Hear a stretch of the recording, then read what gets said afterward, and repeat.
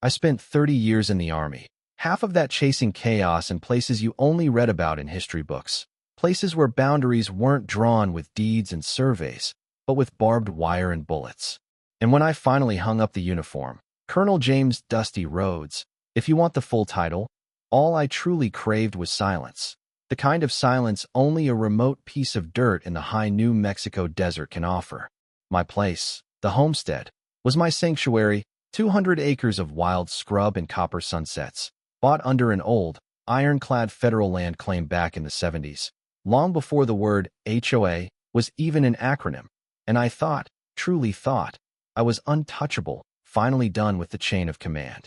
It was perfect until the Pinnacle Ridge Estate subdivision crept over the eastern ridge, a rash of identical, faux Tuscan villas with perfectly manicured, unnatural green lawns that screamed uniformity and entitlement. With them came the inevitable, the governing body, and the self-appointed queen of their sterile kingdom, Victoria Sterling, and her clipboard of absolute control. Victoria arrived one Tuesday morning, her stilettos clicking on my gravel driveway like a firing pin going off in the quiet morning air, wearing a blindingly purple suit that seemed to defy the natural desert palette, and an expression that suggested my ranch was actively offending her sense of civilized order. She didn't bother with an introduction. She just launched straight into the attack. "Colonel Rhodes," she announced, barely looking me in the eye as she furiously scribbled on her pad. "Your property is in grievous violation of community aesthetic standards. That barn, that perimeter fence, the visible storage of equipment, that entire atmosphere, it needs immediate remediation. You have 30 days to comply with color and material standards, or you must vacate." I just wiped my hands slowly on my worn jeans, looking at her like she was a confused tourist who had taken a wrong turn somewhere off Route 66. My old healer, Daisy, gave a low, rumbling growl, sensing the arrogance radiating off the woman. "Ma'am," I said calmly, deliberately keeping my voice low and steady, "I bought and built this land under federal law before your HOA had a name, let alone a charter. You have no legal jurisdiction here." She just smirked, a tight, cold expression that didn't reach her eyes. She adjusted the expensive, oversized sunglasses resting on her nose. "Boundaries change, Colonel. Zoning was just reassessed last quarter. Your rustic eyesore is now within our sphere of influence, and frankly, you are reducing property values for 300 of my members." That was the line, wasn't it? It wasn't about paint color or property value. It was the naked display of power, a raw bid to homogenize and control something that was mine, bought and paid for with years of my life and blood. And that's when the little voice inside me, the voice that used to brief commanders on hostile situations, whispered, "She has picked a fight with the wrong kind of planner." She mistook a retired officer for a harmless old man, and now she was about to face the consequences of misjudging the enemy. The initial letters were bad, but after that face-to-face confrontation, the harassment became a steady, irritating drumbeat, designed solely to break me down through sheer volume and ridiculousness. The certified mail arrived daily, citing the most insane infractions you could imagine. My restored 1950s pickup, which still runs like a charm and which I use for hauling feed, was officially labeled Visible Vehicular Blight. My necessary, energy-saving solar panels were declared aesthetically intrusive and non-reflective. I even got a stern notice about the 3 pine trees I planted 20 years ago. Their shade pattern, apparently, was disrupting the unified look of the cul-de-sac half a mile away. I started keeping all the correspondence in a thick file labeled comedy material. I laughed, but the quiet enjoyment of my sunsets was being stolen, replaced by the grating, low-grade anxiety of waiting for the next ridiculous demand. I could feel the encroachment. It was like watching an invisible enemy slowly strangling your freedom with paper chains. The final straw, the point of no return, came exactly 2 weeks after our meeting. I found a laminated, bright orange notice of seizure zip-tied to my front gate, glowing like a hostile flare in the morning sun. 72 hours to achieve full compliance or face mandatory foreclosure and removal from the premises. Removal from my own land. It was pure, unadulterated hubris, a final display of unchecked power. And that's when the laughter stopped, and the cold, surgical resolve of an operational officer clicked into place. I sat in my office, which frankly still looks more like a field operations center than a quiet study, and spread out Victoria's flimsy notice alongside my original federal deed. I took a red marker and, with the clinical precision of grading a truly disastrous mission brief, wrote across the top of her document, "Fraudulent. No jurisdiction. See attached federal law." I circled the ridiculous, swirling flourish of her signature and simply wrote beneath it, "Amateur." I knew rage burns fuel too fast.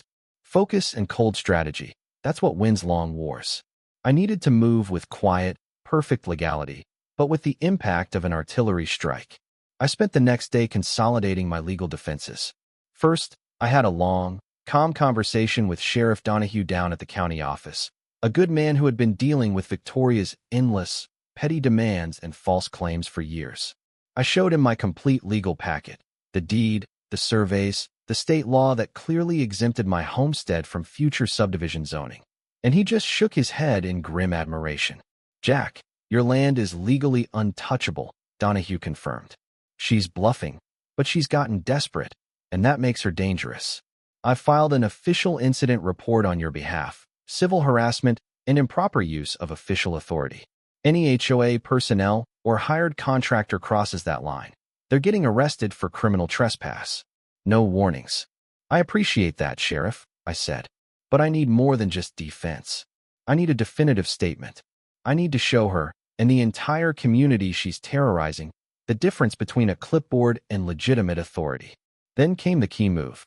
I pulled out a satellite phone. Yes, I still keep one, and bypassed the civilian lines, dialing a number I hadn't used for a decade. The direct line to the logistics commander at Fort Bliss, my old colleague, Major General Marcus the Hammer Stone. "General Stone," I said, skipping the usual pleasantries once he was on the line. "I have a highly specialized community relations drill I need to coordinate. It's a logistics movement exercise, rural deployment, traffic control, and rapid cleanup component. It requires high visibility, surgical precision, and a large footprint. Can you spare some personnel?" There was a moment of pregnant silence on the line, the general recognizing the weight and the unusual, coded request. "How large a footprint are we talking, Dusty?" he finally asked. I looked out my window, past the grazing horses and the windmill, toward the cluster of identical Tuscan roofs barely visible on the horizon, the sterile emblem of Victoria's kingdom. "General," I said, the smile I hadn't felt in months stretching slow and wide across my face. "I think about 300 highly disciplined, motivated soldiers, along with their engineering and communications vehicles, ought to be enough to clarify the boundary lines for the local authorities. We need to demonstrate absolute adherence to public right-of-way and community service." 300? He chuckled, the sound deep and warm across the static. "That's an operation, Dusty, not a drill. I like it. Give me the coordinates, the exact boundaries of the public easement, and the nature of the cleanup. We'll call it Operation Clearview. 0800 hours tomorrow. And yes, we'll bring the field kitchen. My guys are perpetually tired of MREs." "Understood, General. Full coordination, full legality, zero chaos." I hung up, folded Victoria's yellow notice, and placed it back in the comedy material file. I went to bed that night, the sound of the wind in the pines finally sounding like peace again, knowing that the next morning, Victoria Sterling was going to learn a fundamental, unforgettable lesson about escalation. She had picked a fight with a retired officer, and now she was about to face the organized, overwhelming logistical might of the United States Army, deployed with surgical focus right to the edge of her illegal sphere of influence. The next morning, the day of Clearview, did not begin with the quiet desert breeze. It began precisely at 7:30 a.m., with the deep, resonant, and utterly inescapable rumble of heavy-duty diesel engines. I was on my porch at 7:45 a.m., coffee mug cradled in my hands, feeling the vibration of the ground beneath my boots. My old dog, Daisy, was on high alert, but her tail was wagging. She sensed the purpose, the order, the sheer scale of the coordinated arrival. The eastern ridge, normally home to only the sunrise, was suddenly, beautifully, choked with olive-drab vehicles. It wasn't an invasion, it was a disciplined wave. 300 soldiers, engineers, and traffic control specialists, arriving in a long, unbroken column of Humvees, light tactical vehicles, and, most gloriously, 2 massive M9 AC engineering vehicles, the ones that look like armored, unstoppable bulldozers. General Stone's team was magnificent. They halted precisely on the public right-of-way that bordered the Pinnacle Ridge property line, every vehicle aligned with parade ground precision, every soldier moving with that quiet, purposeful intensity only found in a perfectly drilled unit.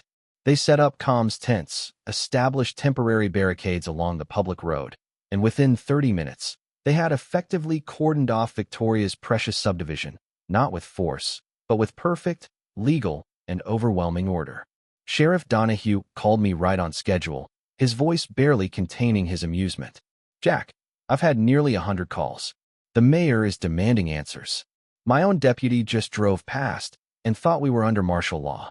And Victoria Hayes, she is, quote, screaming about a hostile military occupation with heavy equipment on her perfect streets."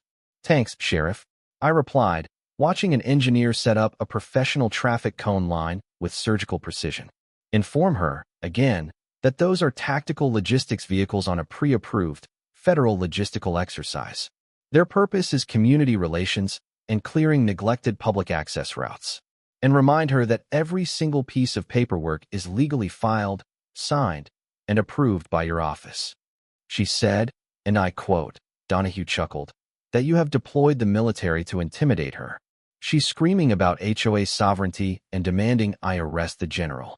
"Tell her," I said, stepping off the porch, the desert air cool on my face, "that she is about to receive a profound, unforgettable lesson in the hierarchy of U.S. law." At 8:30 a.m., the spectacle reached its cinematic peak. Victoria, dressed this time in a furious, bright red suit that seemed to vibrate with anger, came storming out of her pristine house, clipboard clutched like a useless talisman, her face a mask of absolute, blind rage. She marched right toward the nearest army sergeant who was directing traffic around a temporary worksite.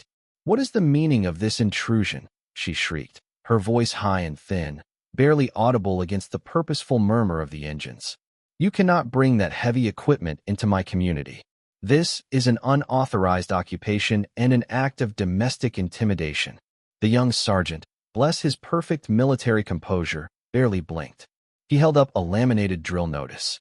"Ma'am," he said, "we are operating on federal orders in the public right-of-way. This is Operation Clearview, a multi-agency coordinated effort. You are free to walk, but civilian vehicles must adhere to the temporary traffic plan."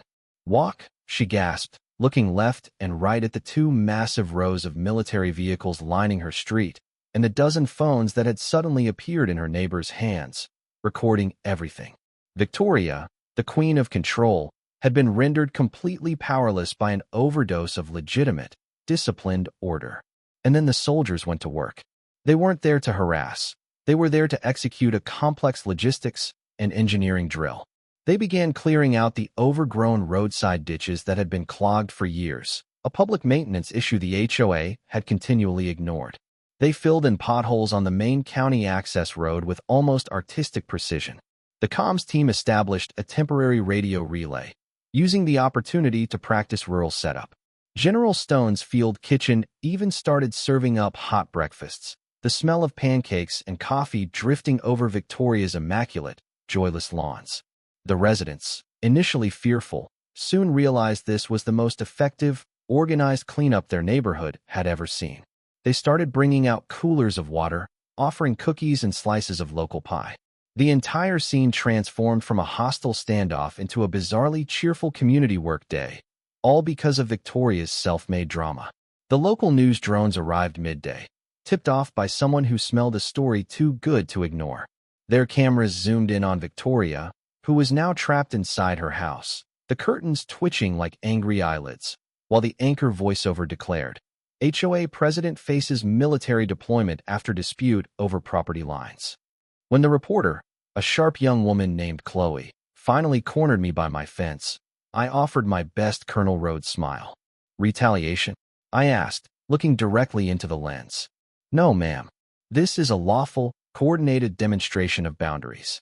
The Army is simply showing what clean, efficient order looks like, something the community hasn't seen in a long time. This is perspective, not punishment." That quote, "This is perspective, not punishment," became the headline plastered across social media. By 4 p.m., the Army packed up, breaking down the comms tents and loading the heavy equipment with the same practiced efficiency they arrived with, leaving behind perfectly graded roads, cleared ditches, and an entrance to Pinnacle Ridge that was cleaner than it had been since the grand opening. They departed as neatly as they arrived, leaving behind a silence so thick and heavy it felt like a verdict. The HOA had been humbled, not by violence, but by sheer, overwhelming, lawful competence. But the operation had a long tail. The Army's very visible, documented presence and the subsequent media attention immediately triggered a deep county civic audit. The auditors, who had been tired of Victoria's petty phone calls for years, showed up the very next day. I watched the second act from my porch. 3 county officials, in their bright yellow vests, swarmed Victoria's house, clipboards out. She met them with renewed fury, screaming about collusion and corruption. But the lead inspector, a calm, middle-aged man named Mr. Peterson, simply pointed to his badge. "Ma'am, we're investigating the use of public maintenance funds and violations of public easement codes, starting with your unapproved gate extension and the faulty drainage system. These issues were brought to our attention by the high-profile logistical exercise conducted here yesterday. It was a beautiful sight. The system she used to control others was now being weaponized against her." As she screamed at the auditors, her custom-built automatic sprinkler system suddenly sputtered to life.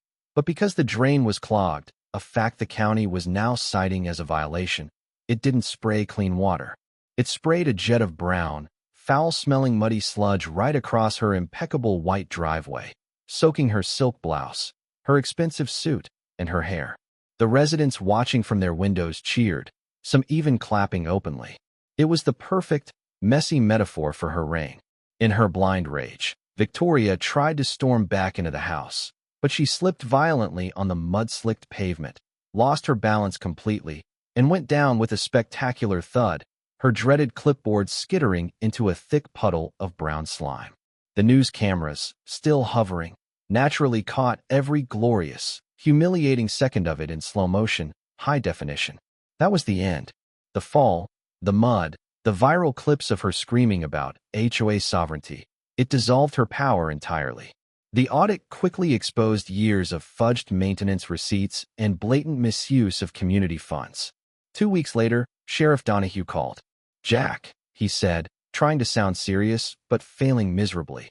"Victoria Sterling has been formally removed as HOA president, pending charges for financial fraud and embezzlement. She's out." Packed up her purple suits and vanished from the county overnight. The entire community is holding a special election tonight to dissolve the whole HOA structure and replace it with a simple neighborhood trust. "Good," I said, finally feeling the peace I'd worked 30 years for settle completely over the homestead. "Tell them to focus on being neighbors, not rulers." The new leadership, a quiet, reasonable man named Harold who had spent years as Victoria's timid vice president, approached me a month later. He apologized profusely for everything, explaining that Victoria had manipulated and bullied the board into compliance.